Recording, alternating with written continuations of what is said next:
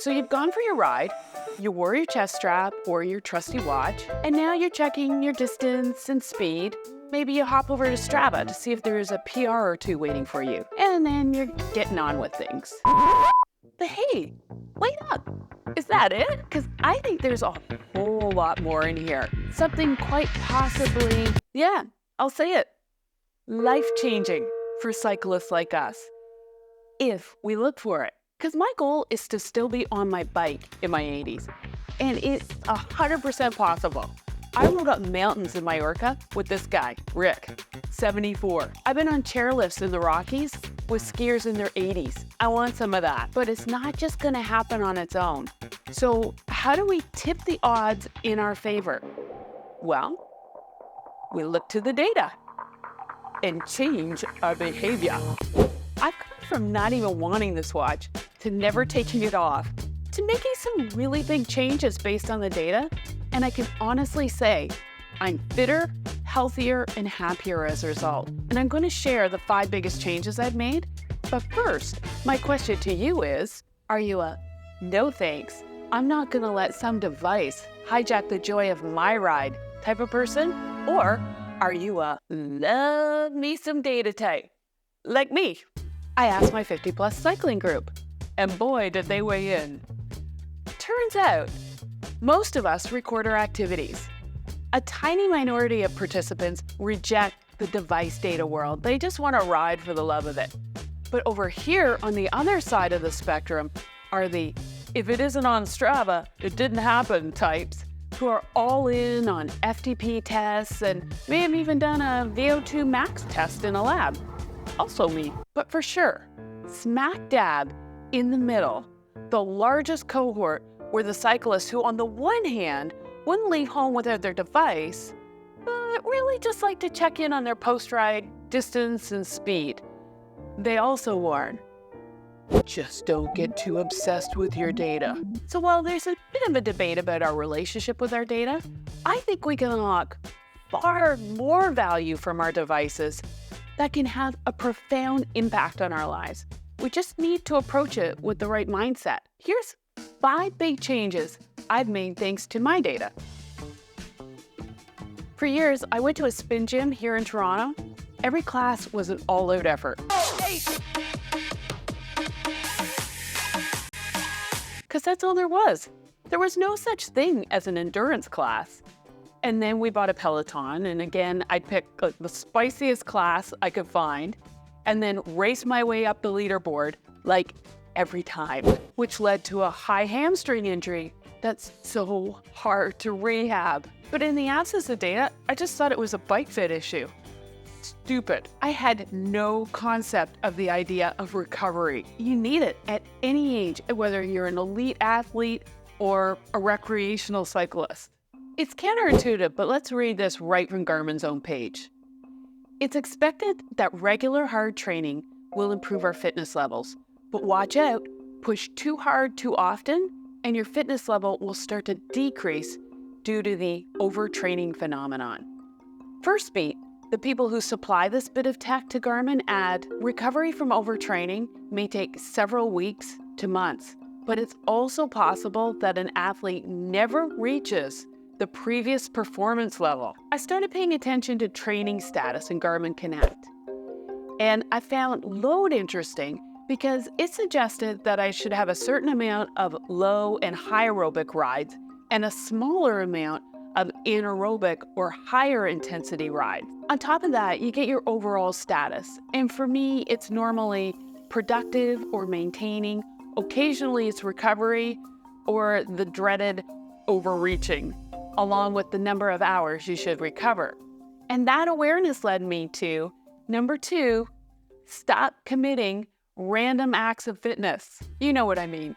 Jumping on your trainer, clicking the class that looks the hardest, or the easiest, again. Now I haven't taken a class in well over a year. I skip all of this. I go to just ride, click my Garmin suggested ride or that day's ride if I'm doing a training plan, and fire up a podcast. And if you're looking at me saying, I just want to go out and ride, I get that. GCN did a survey and they asked people, how often do you ride with friends? And overwhelmingly, people said hardly ever because it would interfere with my training. That's a little bit sad, right? I mean, we're supposed to get out and do things like this with our friends. It's an important pillar of aging. For me, if it's a mountain bike day, I really don't care what my status is. Unless I'm really tired, I'm going. I'm in charge of me. Remember, it's just a suggestion. In general, though, learning about the fitness benefits of rest and recovery introduced me to the benefits of Zone 2 training. The easy zone where you can still talk and yay, you burn fat. Plus, it's just fun to mix it up. And you're checking the boxes that make you a stronger rider, and it keeps you younger longer. And so I started to pay attention to number 3, VO2 Max. What is VO2 Max? Here's Dr. Rhonda Patrick. So VO2 max is a measure of maximal oxygen uptake, which reflects an individual's ability to utilize oxygen during exercise. It's considered one of the best indicators of cardiorespiratory fitness, and it's associated with improved health span and increased lifespan. Higher cardiorespiratory levels, as measured by VO2 max, have been consistently linked to a reduced risk of mortality and longer lifespan. So in the podcast, when I use the term VO2 max, just keep in mind that it's a measurement of cardiorespiratory fitness. Now check this out from Dr. Attia. So smoking and diabetes will double or triple your risk of death, depending on the time frame you're looking at. Having very high cardiorespiratory fitness, so having a VO2 max that is elite, we would define that as the top 2.5% of the population, compared to below average, is a 5-fold reduction in all-cause mortality, death from any kind. Whoa. I mean, we don't have drugs that have a 5x reduction in mortality. Now let's listen to a clear goal of what our VO2 max should be. I hold myself and my patients to a way higher standard, which is we have a chart that shows all the data by age, by gender, and by VO2 max. And I would say, if you're a 52-year-old male, I'm asking you to have the VO2 max of an elite 42-year-old male. So I want you to be a decade younger, elite. So he says you need to be in the elite category for someone a decade younger. And that sounds pretty hardcore, I know. I'm 56 and my VO2 max is currently 49. Well, ironically, yesterday it went down a point after a very hard VO2 max ride. See? Anywho, I'm in the top 1% of women my age. So let's look at the VO2 max chart for women. I need to be at or above 47. Well, it turns out that I'm in the elite group for women in their 30s. And I tell you that not because I'm some kind of super athlete. I'm not. And that's my point. If I could do it, you could do it. I'm just consistent. I'm getting enough of Zone 2 and high-intensity workouts. Let's say that you check your VO2 max in your Apple Watch or your Garmin app, and you look at the chart, and it's low. Here's some really good news for you. You get most of the benefit, honestly, by going from not fit at all to average fit. That gives you 3 of the 5x. And he says, if you go from low to above average, it's about a 60 or 70% reduction in all-cause mortality, as in you're 60 to 70% less likely to die. Put another way, cardio is more deadly than smoking. If you're a cyclist, you're already ahead of most people your age. VO2 max just helps you get where you need to be to live longer, better. It motivates me. I want to crack 50. I want my VO2 max over 50. And I just went down one. Anyway, ultimately, a higher VO2 max means we're better cyclists today and kicking ass in our 80s. As does number 4, a good night's sleep. I think by now most of us know how critical sleep is. It's when we recover from our rides, in our workout. It has cognitive implications as we age. It bolsters our immune system, and it helps us be happier people. And I'm just a better mountain biker after a good night's sleep. I made a whole video about rehabbing my god-awful sleep, but before I had my watch, I had no idea about the quality and the makeup of my sleep. So Glenn and I started looking at the data every morning, and over time, we could map patterns of behavior from the day before to less than optimal sleep data. There are 6 factors that make up the score, and by far, the 2 that you can influence the most are stress and duration. So if your overnight stress graph is full of orange lines like this, provided you're not sick, you can fix it so that it looks like this. I rarely get the dreaded orange lines these days, but it's common. Check this out from the Garmin forums. Why is my stress all orange? I'm not stressed out, I'm retired. And that's really a shortcoming in the data. You can see your stress is high overnight, but you don't know why. Over time, I just kind of figured out, hey, stress is a big factor, and whenever it was high, it was almost always one or all of 5 things. I ate too late, I ate off my diet, which is low carb, I had a particularly hard workout, or I worked out too late in the day, I was on my phone or my laptop too late at night, or I drank alcohol. So the fixes were pretty easy. So now we finish dinner by 7 p.m. at the latest, and usually earlier.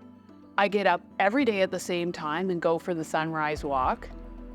We stick to our way of eating, which is low carb, lots of protein, and glide path to bedtime.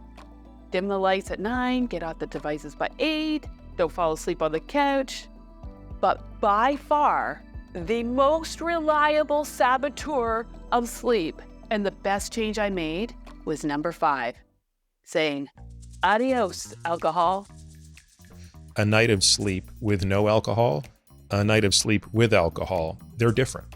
The highlight of my week is mountain biking. But before blasting off Saturday morning, there'd be date night with a glass of wine, maybe 2. And then every Saturday morning, we'd feel off, like sluggish, tired. Glenn was low-grade grumpy. Our sleep scores would be crap.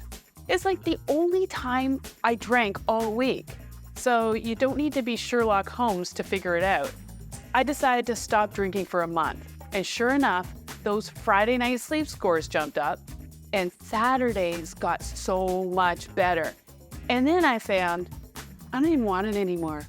And have you noticed how good restaurants are getting at mocktails? So I started to ask servers if they thought more people are ordering non-alcoholic drinks, and without fail, they say, absolutely, it's a thing. What do you want more? A full battery after a good night's sleep? Before the best ride of the week? Or a fun night out? Either is okay, as long as you know you're making a choice. Remember that poll I conducted of our 50-plus cycling group that got the hundreds of comments? Well, this one's my favorite.